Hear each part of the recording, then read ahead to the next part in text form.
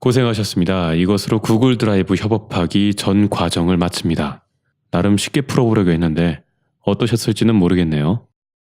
사실 여기서 다룬 건 간단합니다. 지금은 정보화 사회이고 사람들은 디지털 환경에서 일을 합니다.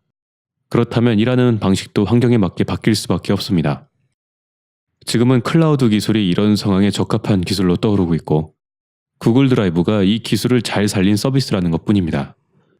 전문 용어가 많이 등장하고 컴퓨터를 사용해야 한다는 게 좀 어렵게 느껴지실 수는 있지만 사람들이 모여서 함께 일할 때 어떻게 하면 마찰 없이 효율적으로 일할 수 있을까를 생각해보면 그리 어려운 것도 아닙니다.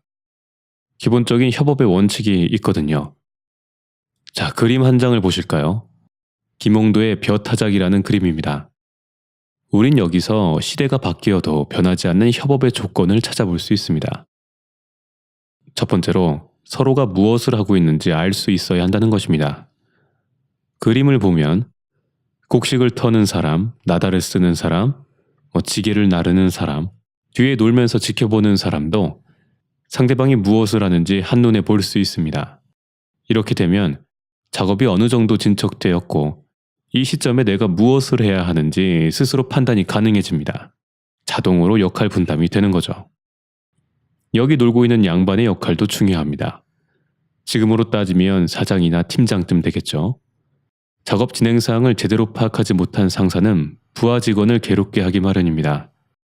일이 많아서 직원들이 야근하고 있는데 왜 일찍 퇴근 안 하냐고 물어보는 상사는 정말 같이 일하기 곤란하죠. 그나마 이 양반은 놀면서도 작업 과정 전체를 파악하고 있습니다. 겉모습은 좀 얄밉지만 정확하게 지시를 내려주고 일 끝나는 시간만 지켜준다면 자기 역할을 제대로 하고 있는 거죠. 두 번째는 한 장소에서 통일된 도구를 사용하는 겁니다. 가운데 보면 벼를 터는 사람들은 일정한 장소에서 하나의 도구를 사용해 벼를 털고 있습니다. 이렇게 되면 옆에서 벼를 나르는 사람이나 나다를 쓸어 모으는 사람도 훨씬 일이 간단해지죠. 이 기본적인 협업 조건은 정보화 사회에도 똑같이 적용됩니다. 모두가 최첨단 컴퓨터를 써서 일을 하지만 내가 가진 데이터가 내 컴퓨터 속에만 있다면 남들은 내가 어떤 작업을 하는지 알 수가 없습니다. 분산된 데이터는 잦은 파일 전송을 만들고 다량의 쓸모없는 데이터를 양산하죠.